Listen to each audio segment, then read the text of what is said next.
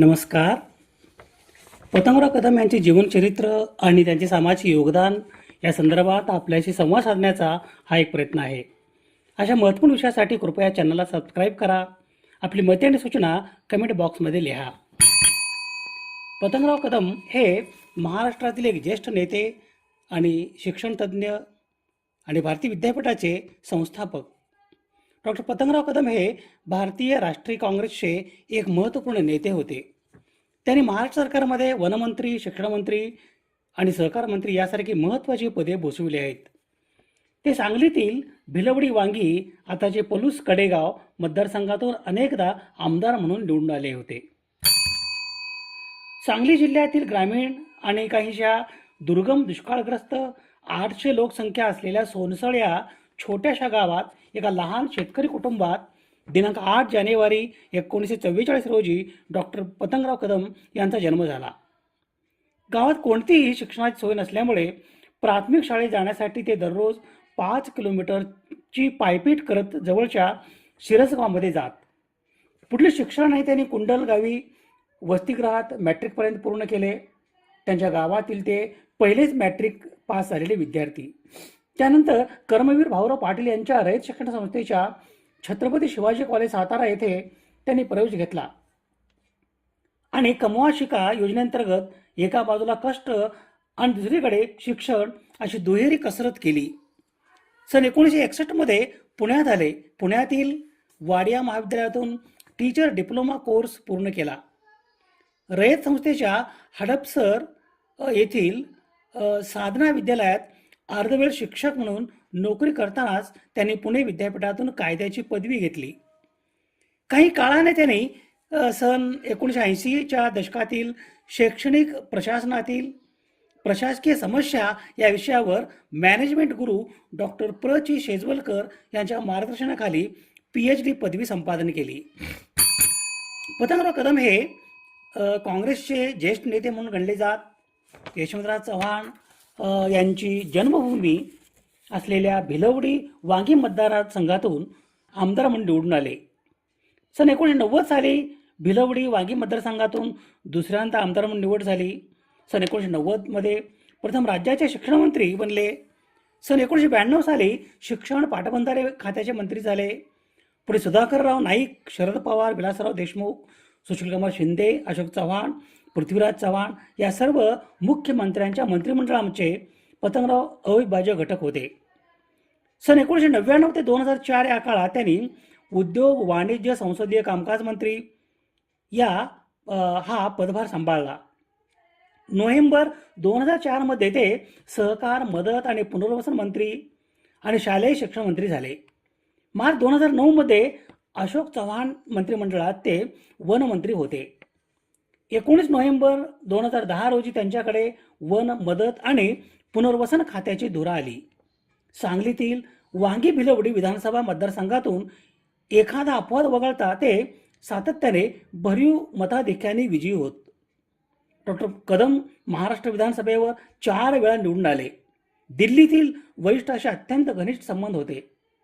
अगळपगळ आणि स्पष्टपणे मनातील गोष्ट बोलून दाखविणे हा त्यांचा स्वभाव विशेष होता.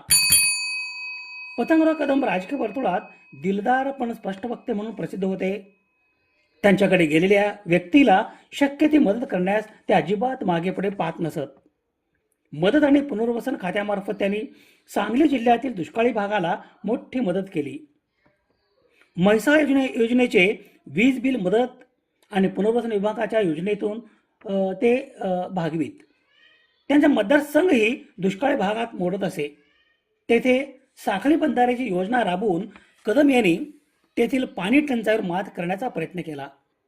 म्हैसाळ, टेंभू आणि ताकारी उपसा जलसिंचन योजना मार्गे कालव्यासाठी त्यांनी अथक प्रयत्न केले. पलूस येथे औद्योगिक वसाहत उभारली. तेथे वाईन प्रकल्प चालवून रोजगार निर्मितीचाही प्रयत्न त्यांनी केला. मुलगा अभिजित याच्या अपघाती मृत्यूमुळे झालेल्या अपघातातून सावरत त्यांनी राजकीय काम पुढे सुरूच ठेवले. गटातटाच्या राजकारणामुळे सांगली महापालिकेची सत्ता काँग्रेसच्या हातून निसटली असतानाच सन 2016 सालच्या निवडणूक त्यांनी पुढाकार घेऊन तेथे काँग्रेसला सत्तेत आणले. काँग्रेसचे ते अखेरपर्यंत निष्ठावंत होते. डॉक्टर पतंगराव कदम यांच्या राजकीय प्रवासासंदर्भातील ही यादी आहे. जून 1991 ते मे 1992 दरम्यान शिक्षणमंत्री, मे 92 ते 1995 शिक्षणमंत्री स्वतंत्र प्रभार, ऑक्टोबर 1999 ते ऑक्टोबर 2004 उद्योग, व्यापार, वाणिज्य आणि संसदीय कामकाज मंत्री, नोव्हेंबर 2004 पासून पुनर्वसन आणि मदत कार्य राज्यमंत्री, महाराष्ट्र प्रदेश काँग्रेस कमिटीच्या कार्यवाहक अध्यक्षपदी ते काम केले होते. महाराष्ट्र राज्य मार्ग परिवहन मंडळाचे ते अध्यक्ष होते. डिसेंबर 2008 मध्ये कॅबिनेट मंत्रीपद त्यांना मिळाले. महाराष्ट्र सरकार मधील महसूल पुनर्वसन, मदत, भूकंप पुनर्वसन आणि शालेय शिक्षण इत्यादी खात्याचे मंत्रीपद त्यांच्या वाट्याला आले. मार्च 2009 पासून कॅबिनेट मंत्री, महसूल, लेखा, महाराष्ट्र सरकार ही पदे त्यांच्याकडे होती. नोव्हेंबर 2009 पासून कॅबिनेट मंत्री, महाराष्ट्र सरकार, वन विभाग, नोव्हेंबर 2010 ते 2014 कॅबिनेट मंत्री, महाराष्ट्र राज्य वन पुनर्वसन आणि मदत विभाग, भूकंप पुनर्वसन. डॉक्टर पतंगराव कदम यांनी वयाच्या 20व्या वर्षी सन 1964 मध्ये पुण्यातल्या सदाशिव पेठेतील एका 10 बाय 10च्या खोलीत भारतीय विद्यापीठाची स्थापना केली. सन 1968 साली एरंडवणे पुणे येथे शंकरराव मोरे विद्यालयाची स्थापना केली. एरंडवणे पुणे येथे यशवंतराव मोहिते महाविद्यालय, लॉ कॉलेज आणि मॅनेजमेंट इन्स्टिट्यूटची स्थापना करून भारतीय विद्यापीठाने उच्च शिक्षण क्षेत्रात प्रवेश केला. सन 1983 साली डॉक्टर वसंतदादा पाटील यांच्या प्रेरणेने धनकवडी पुणे येथे इंजिनिअरिंग कॉलेजची स्थापना केली. आपले विद्यापीठ स्थापना व्हावे ही त्यांची महत्वाकांक्षा होती आणि काही दशकानंतर अभिमित विद्यापीठाच्या रूपाने त्या नीती प्रत्यक्षात आणली. ते भारतीय विद्यापीठ युनिव्हर्सिटीचे नुसतेच संस्थापक नसून कुलगुरू देखील होते. स्थापनेनंतरच्या 53 वर्षात संस्थेची प्राथमिक ते पदव्युत्तर तसेच वैद्यकीय, अभियांत्रिकी अशा विविध क्षेत्रातील अभ्यासक्रम शिकवणारी 180 शाळा कॉलेज आहेत.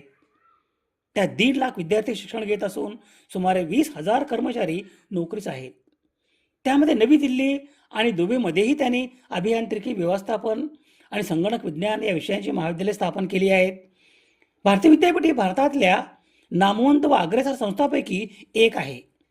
एका गरीब शेतकरी कुटुंबात जन्म घेतलेल्या डॉक्टर पतंगराव कदम यांनी राज्यच नव्हे तर देशाच्या विविध भागातही शिक्षणाचे अक्षरशः साम्राज्य निर्माण केले.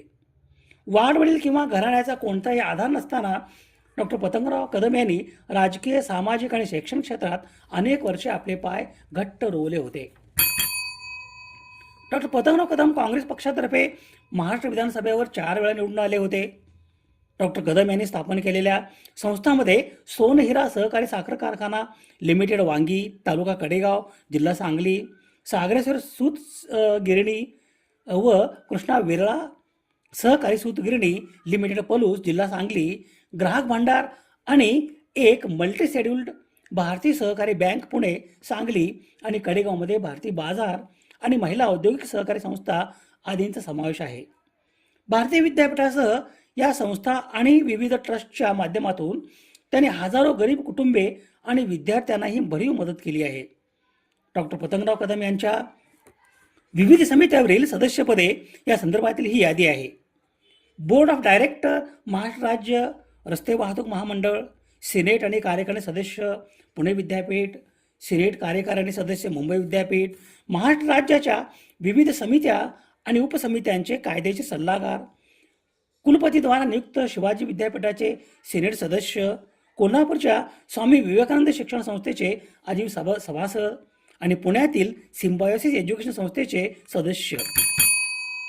ज्येष्ठ नेते आणि भारतीय विद्यापीठाचे संस्थापक पतंगराव कदम यांना त्यांच्या शिक्षण, सहकार आणि सामाजिक क्षेत्रातील कार्यासाठी अनेक प्रतिष्ठित पुरस्कारांनी सन्मानित करण्यात आले. त्यांना मिळालेल्या प्रमुख पुरस्कारामध्ये किसनवीर सातारा सहकारी साखर कारखान्याचा आबासाहेब वीर सामाजिक पुरस्कार आणि त्यांचा सोनहिरा साखर कारखाना या कारखान्याला मिळालेला सर्वोत्कृष्ट पुरस्कार हे प्रमुख आहेत. त्यांच्या नेतृत्वाखालील डॉक्टर पतंगराव कदम सोनेरा सहकारी साखर कारखाना राज्याचा सर्वोत्कृष्ट कारखाना म्हणून निवडला गेला. त्यांच्या या सेवेची अनेक संघटनांनी दखल घेऊन त्यांना पुरस्कार दिले आहेत. लोकश्री, इन्स्टिट्यूट ऑफ इकॉनॉमिक्स नवी दिल्ली यांनी दिलेले सामाजिक व शैक्षणिक योगदानाबद्दल मानवता सेवा अवॉर्ड, मराठा सेवा संघ आणि यांनी शिक्षण क्षेत्रातील त्यांनी केलेल्या कामगिरीबद्दल प्रदान केलेला मराठा विश्वभूषण पुरस्कार, IMM नवी दिल्लीतर्फे देण्यात येणारा excellence award in education, Shahajirao पुरस्कार कोल्हापुरातील उद्योगभूषण पुरस्कार इत्यादी पुरस्कार त्यांच्या नावावरती आहेत. डॉक्टर पतंगराव कदम हे महाराष्ट्रातील एक ज्येष्ठ नेते, शिक्षणतज्ज्ञ आणि भारतीय विद्यापीठाचे संस्थापक. त्यांचा जन्म सांगली जिल्ह्यातील सोनसळ या एका छोट्या गावात एका मध्यमवर्गीय शेतकरी कुटुंबात झाला. आपल्या गावातून मॅट्रिक उत्तीर्ण होणारे ते पहिले व्यक्ती होते. त्यांनी सन 1964 मध्ये पुण्यात एका छोट्याशा खोलीतून भारतीय विद्यापीठ या शैक्षणिक संस्था स्थापन केली.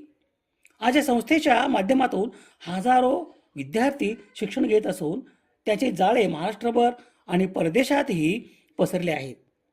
डॉक्टर पतंगराव कदम हे भारतीय राष्ट्रीय काँग्रेसचे एक महत्त्वपूर्ण नेते होते. त्यांनी महाराष्ट्र सरकारमध्ये वनमंत्री, शिक्षण मंत्री, सहकार मंत्री यासारखी महत्त्वाची पदे भूषवली होती. ते सांगलीतील भिलवडी वांगी आताचे पोलीस कडेगाव मतदारसंघातून अनेकदा आमदार म्हणून निवडून आले होते.